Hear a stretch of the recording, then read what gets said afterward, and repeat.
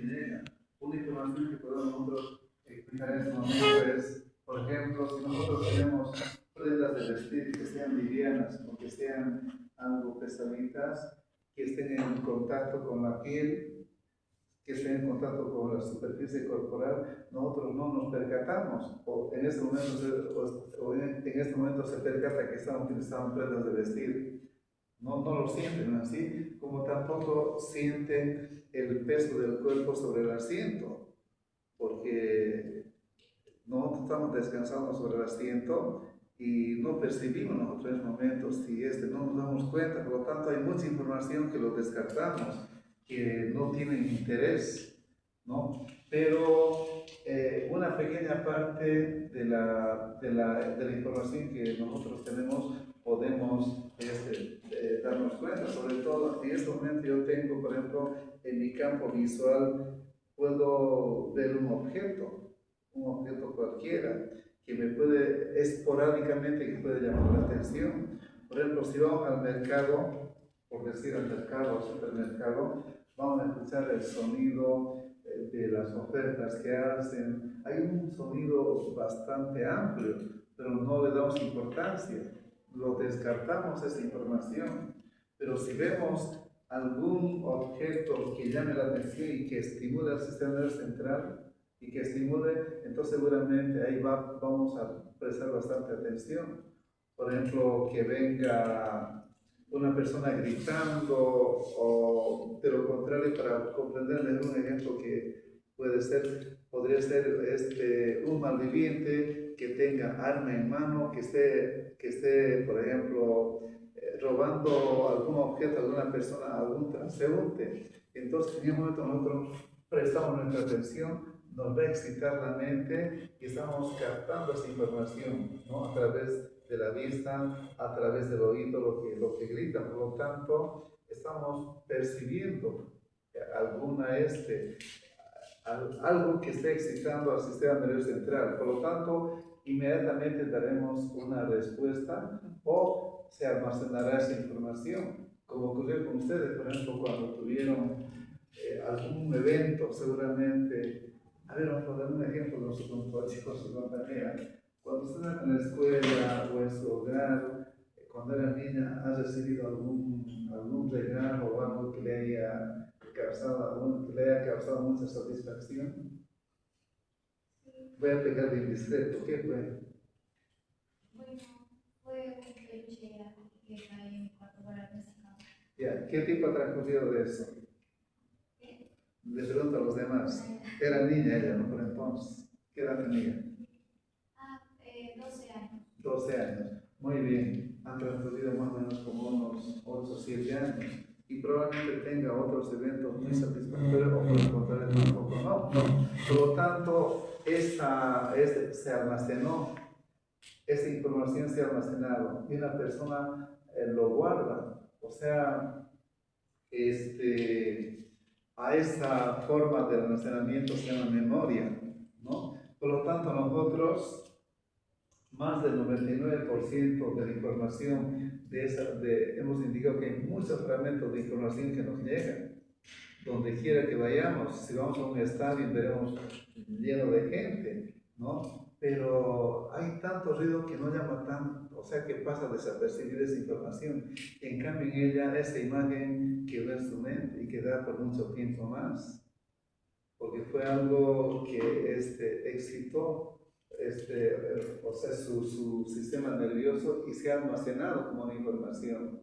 También a veces sostenemos una discusión, un debate en la calle, inclusive podemos ver nosotros piñas, golpes, etcétera, cuando pelean, eso también queda almacenado.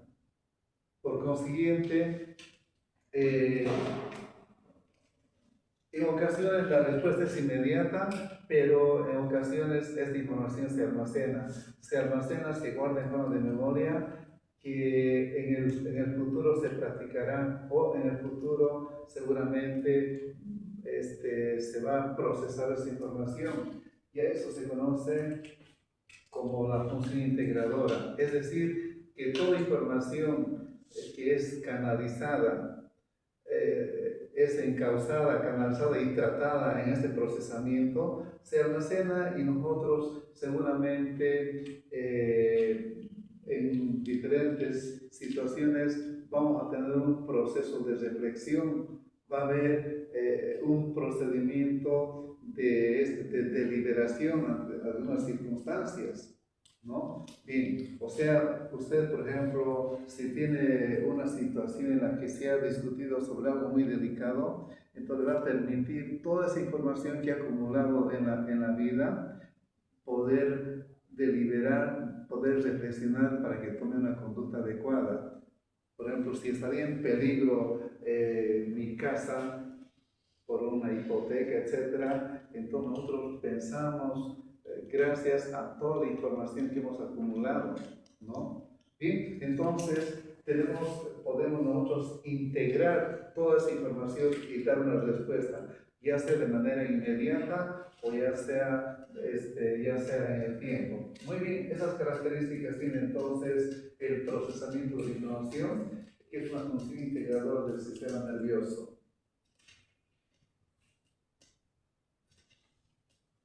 El mecanismo de la facilitación.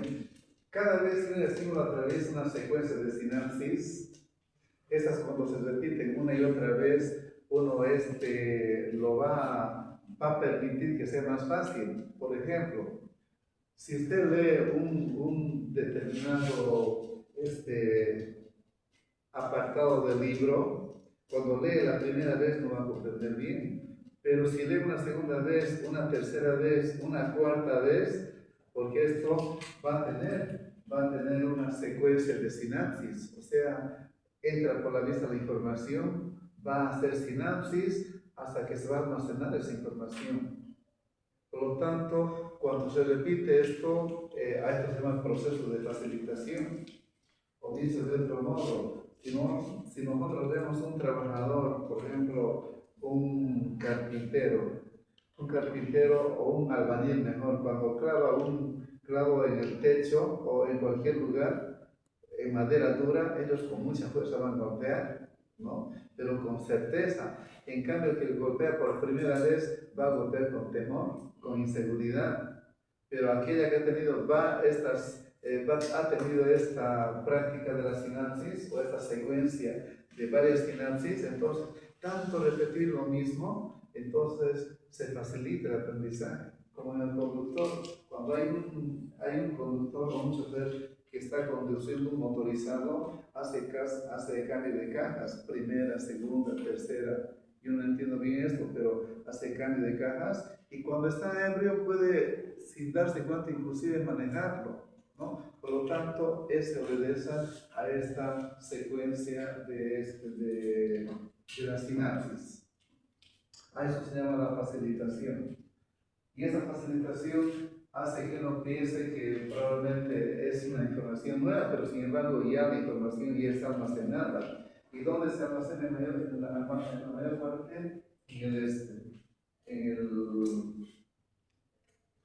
Cuando las señales recorren las mismas vías sinápticas en un gran número de veces, su facilitación se vuelve tan grande que incluso señales originadas en el encéfalo pueden desencadenar la transmisión de información a través de la sinapsis, aun si no hubo estimulación previa de las mismas. ¿Por qué? Porque ha habido un almacenamiento.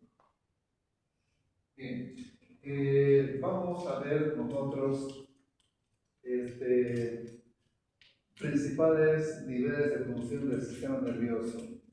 El sistema nervioso tiene tres principales. A lo largo de la vida de los seres humanos, de las etapas por las que ha pasado en el desarrollo evolutivo de los seres humanos, hemos adquirido muchas habilidades y capacidades funcionales, ¿no? El hombre de la actualidad no es como el hombre de las cavernas, o sea que hemos aprendido muchas cosas, a tal punto que la propia médula puede tener o sea, dividimos en tres niveles, un nivel medular, un nivel subcortical y un nivel cortical. En el nivel medular aplicaremos lo siguiente, que todas las señales de entrada que atraviesan por la médula nosotros pensamos y consideramos que la médula es simplemente un conducto de paso de las señales, de ingreso o de salida del sistema nervioso hacia la periferia. Pero sin embargo, la médula tiene sus funciones propias. A lo largo del tiempo ha adquirido muchas habilidades, muchas capacidades, y una de ellas es la siguiente. Si habría una sección en la parte cervical superior, sin la presencia de la corteza ni estructuras subcorticales, la médula tiene sus propios circuitos neuronales. Está bien organizada, de modo tal que la médula, sin la presencia del control de la corteza, la médula espinal puede producir el movimiento de la marcha, ¿no? O sea, si nosotros estuviésemos seccionados de estructuras altas, podemos caminar. Y más claro, esto sería en el ejemplo de ver un ave de corral. Por ejemplo, si lo decapitamos a un pollo, vamos a ver que ese pollo sin cabeza va a correr. ¿Por qué? Porque tiene igual sucede en los seres humanos, igual sucede. Entonces tenemos el movimiento de la marcha. Inclusive tenemos reflejos de alejamiento de cualquier objeto doloroso. Si chocamos así con cualquier objeto que sea doloroso o corto punzante, alejamos. Además, fíjese usted, la tercera dice, la rigidez de las piernas también puede sostener el cuerpo. O sea, todo lo que es movimientos antigravitatorios puede controlar. De igual manera, el proceso de la excreción de la orina, como también las funciones del intestino, pueden continuar. Por lo tanto, todos los movimientos de la médula, gracias a esos circuitos neuronales, pueden funcionar sin necesidad del cerebro o de otras estructuras. Bien, eso sería, por lo tanto, la médula no es simplemente un conducto cualquiera, tiene funciones propias.